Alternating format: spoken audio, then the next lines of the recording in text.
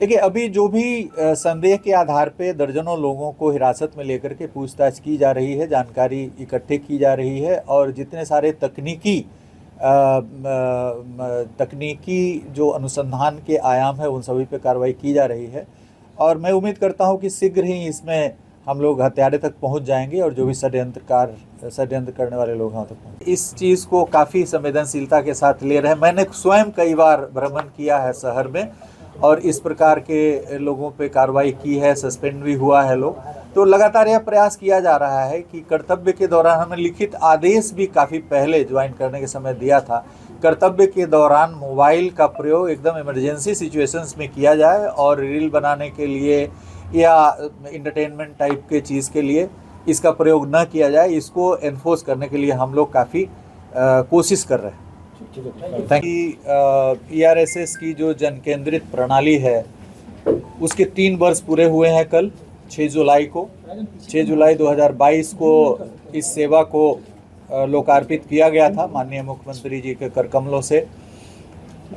मैं उस समय भी इसमें काफ़ी बृहत रूप से जुड़ा हुआ था। इस सेवा को प्रदान करने के लिए प्रथम चरण में 400 वाहन क्रय किए गए थे। तो वाहनों के क्रय से संबंधित भी मैं एडीजी प्रोविजनिंग था तो काफ़ी तेज़ी से उसकी कार्रवाई कराई थी। फिर कुछ दिन बाद मैं पुलिस बिल्डिंग कंस्ट्रक्शन कॉरपोरेशन में था तो इस भवन का जीर्णोद्धार कार्यक्रम हो करके उसका लोकार्पण कराना था तो उसमें भी मैं जुड़ा हुआ था। इसलिए प्रारंभ से ही मैं इस जन केंद्रित प्रणाली से जुड़ा रहा हूँ और आज हमें काफ़ी हर्ष हो रहा है कि यह जो जन केंद्रित प्रणाली है, जन सेवा के दृष्टिकोण से जो सृजित प्रणाली है, यह काफ़ी कारगर ढंग से काम कर रही है। और आज के डेट में प्रतिदिन लगभग 70,000 कॉल हमारे सिस्टम पे लैंड हो रहे हैं प्रतिदिन और 70,000 कॉल्स में से लगभग 7,000 कॉल हमारी जो ERVs हैं, इमरजेंसी रिस्पॉन्स व्हीकल्स हैं, जिसकी संख्या 1833 है। 1283 हमारे 4 पहिया वाहन हैं और 550 हमारे मोटरसाइकिल बॉर्न ERVs है।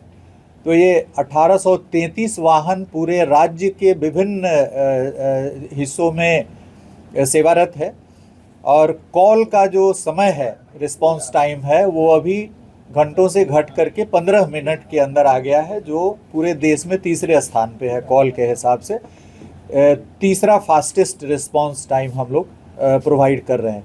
तो ये 3 वर्षों के दौरान काफ़ी प्रौढ़ता की स्थिति में आ गई है हमारी जो जन केंद्रित प्रणाली है और इसमें बहुत सारी सेवाओं को ऐड किया गया है।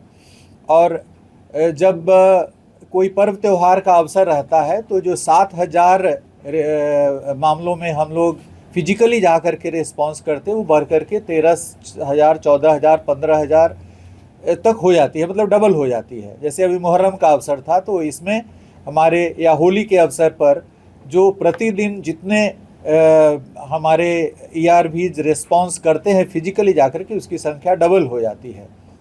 तो ये जन केंद्रित सेवा काफ़ी कारगर ढंग से काम कर रही है, जनता को काफ़ी इससे फ़ायदा पहुंच रहा है और 40 लाख लोगों को हम लोगों ने विगत 3 वर्षों के दौरान सेवा पहुंचाई है इस प्रणाली के माध्यम से।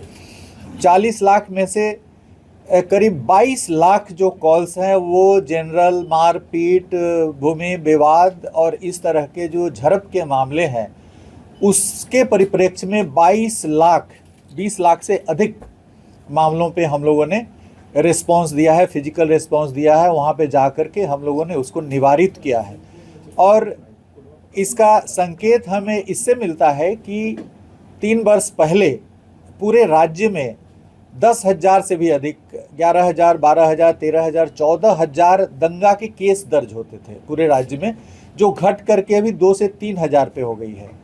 करीब 10,000 मामलों में कमी आई है जो दंगा के कांड दर्ज होते थे उसमें। और इसमें हमारी ERSS प्रणाली का, ERVs का बहुत ही महती योगदान है। जो हजारों लोग घायल होते जिन 10,000 मामलों में, उसको निवारित करने में सफलता प्राप्त की है। लेकिन इसका एक आयाम यह भी है कि ये इमरजेंसी रिस्पॉन्स व्हीकल है, इसमें 2-4 लोग ही रहते हैं और इमरजेंसी रिस्पॉन्स के लिए हम प्लाटून के स्तर पे, कंपनी के स्तर पे नहीं भेज सकते हैं, क्योंकि हमें इमरजेंसी रिस्पांस देना है। इमरजेंसी रिस्पांस के बाद फिर थाना की भूमिका और अन्य जो पदाधिकारी हैं वो सब घटना की संवेदनशीलता के अनुरूप वहाँ पर जाते हैं। लेकिन इसमें हमारी जनता से अनुरोध होगा कि यह आपकी सेवा के लिए है।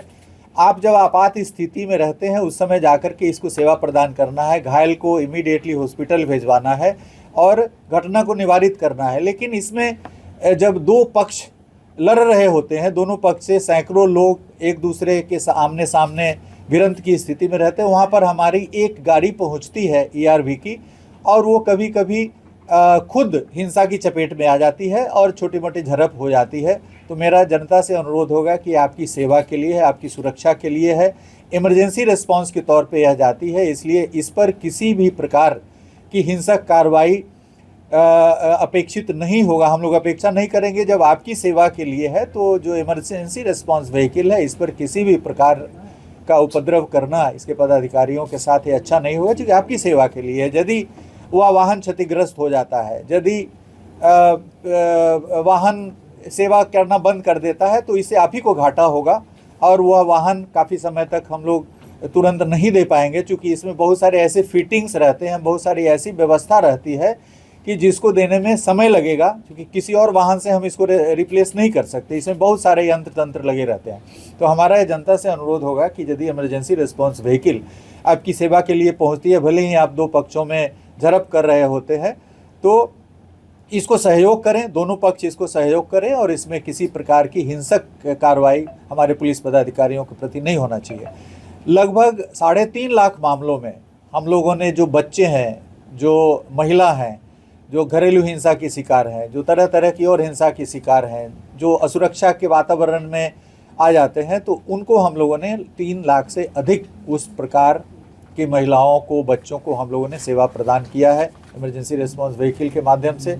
भूमि विवाद, आगलगी के मामलों में भी, चूँकि ये जो डायल 112 सिस्टम है इसमें हेल्थ और फायर ये भी इंटीग्रेटेड है, और हाल के दिनों में जो हाईवे पेट्रोलिंग है उसको भी इंटीग्रेट किया गया है। हाईवेज़ पे यदि किसी प्रकार की घटना होती है तो उसमें भी यहाँ से हाईवे पेट्रोल्स को डायरेक्ट किया जाता है कि घटनास्थल पे पहुँच करके यदि कोई दुर्घटना से कवलित व्यक्ति हैं, इंजर्ड व्यक्ति हैं, तो उनको भी सेवा प्रदान किया जाता है। सुरक्षित सफ़र सुविधा भी उपलब्ध कराई गई है। यदि एकल महिला सफ़र कर रही है और उनको किसी प्रकार का खतरा लगता है तो इमरजेंसी बटन दबा करके और हमारे डायल 112 सिस्टम के अंदर वो आ जाएंगी। जब तक वो घर तक नहीं पहुंचती हैं तब तक हमारा इमरजेंसी सिस्टम जो है ERSS का वो उन पर नज़र रखती है, और थोड़ा सा भी यदि दिक्कत रहता है तो तुरंत जो हमारा इमरजेंसी रिस्पांस व्हीकल है उसको डायरेक्ट किया जाता है वहाँ पे, जो चंद समय में ही वहाँ पर पहुँच करके और उनको सुरक्षा प्रदान करती है। इस प्रकार के कई ऐसे मामले आए हैं जिसमें हम लोगों ने सेवा प्रदान की है। तो हाल के दिनों में जो ये हमारी ERSS प्रणाली विकसित हुई है, ये काफ़ी जनोन्मुखी प्रणाली है, जनता पर केंद्रित है, जनसेवा के दृष्टिकोण से की गई है, और इसका उद्देश्य है कि ये इमरजेंसी सिचुएशन को एड्रेस करती है और उसके बाद फिर थाना जाती है और अन्य स्तर के पुलिस पदाधिकारी जाकर के मामले को निवारित करते हैं। इसलिए हमारा जनता से एक बार फिर अनुरोध होगा कि ERV को आप एक बड़ा ही पवित्र और अपनी सेवा के लिए और अपनी सुरक्षा का हिस्सा मान करके इसको सेवा करने दें। नहीं तो इसमें यदि गंभीर समस्या है तो उसमें इसको भेजने में दिक्कत होगी, तो इससे जनता को ही असुविधा होगी। और हजारों मामले में यह कारगर सिद्ध हुई है घटनाओं को निवारित करने में, प्रिवेंट करने में, जो आंकड़ों से भी स्पष्ट रूप से परिलक्षित हो रही है। दंगा के कांडों में करीब 12,000 से घट करके 3,000 पे आ गया है। 9,000 मामलों में यदि हम लोग जो हिंसा होती उसको निवारित किए, इसका मतलब है लाखों लोगों को हम लोगों ने घायल होने से बचा लिया है ERV के माध्यम से।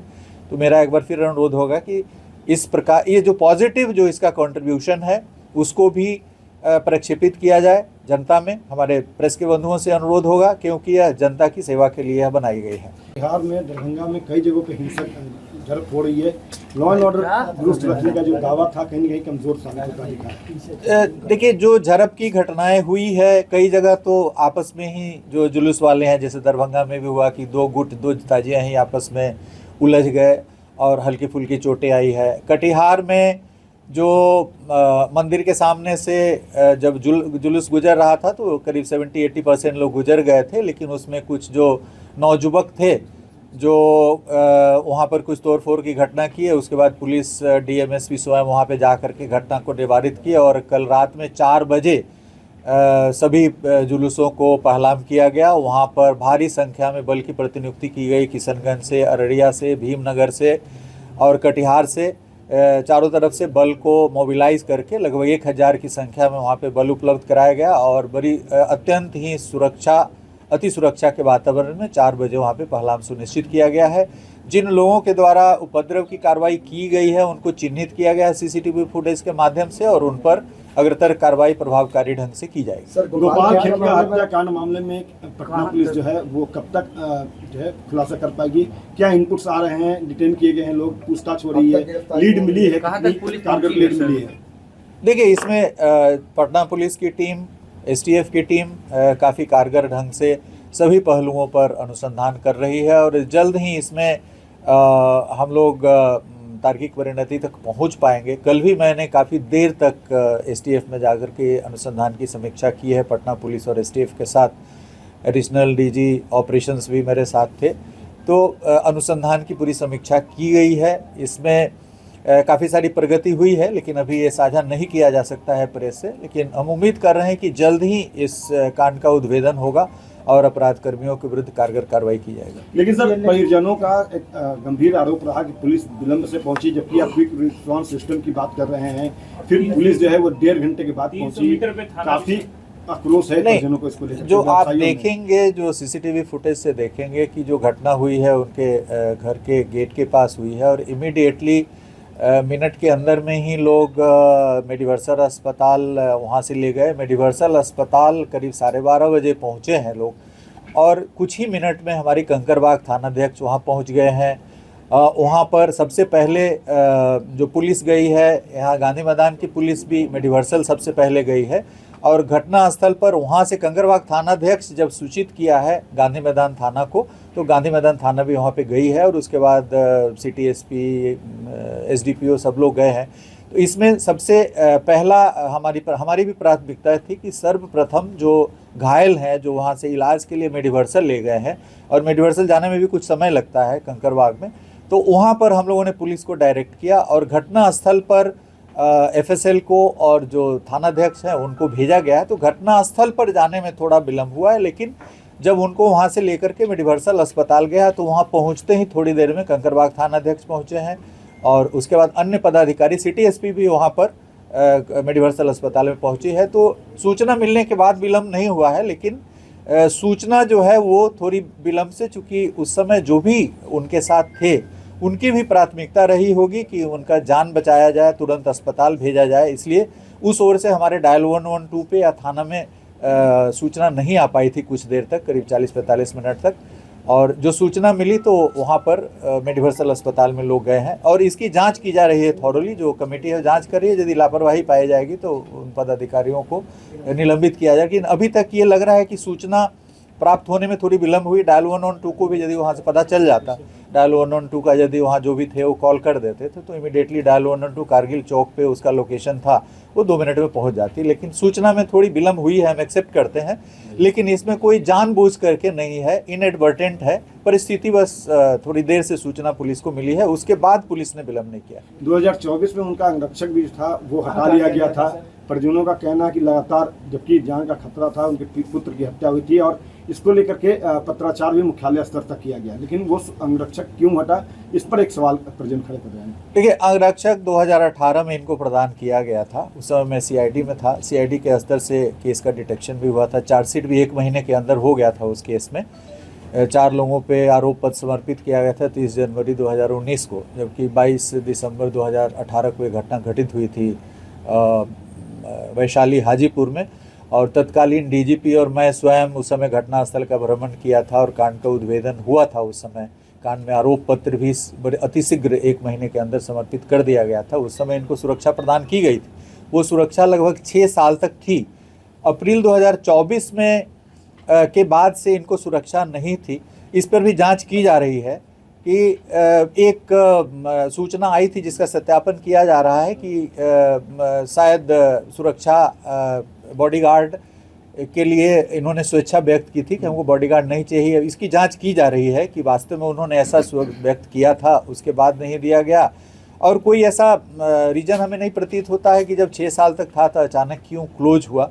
इस पर हम लोग जांच कर रहे हैं। यदि इस पर आती है कि इन्होंने इच्छा व्यक्त की थी, पत्राचार किया था, पत्राचार की भी खोज की गई है, अभी तक हम लोग लोकेट नहीं कर पाए। यदि यह बात आती है तो इस पर संबंधित पदाधिकारियों के विरुद्ध कार्रवाई की जाएगी। क्यों इनकी सुरक्षा हटाई।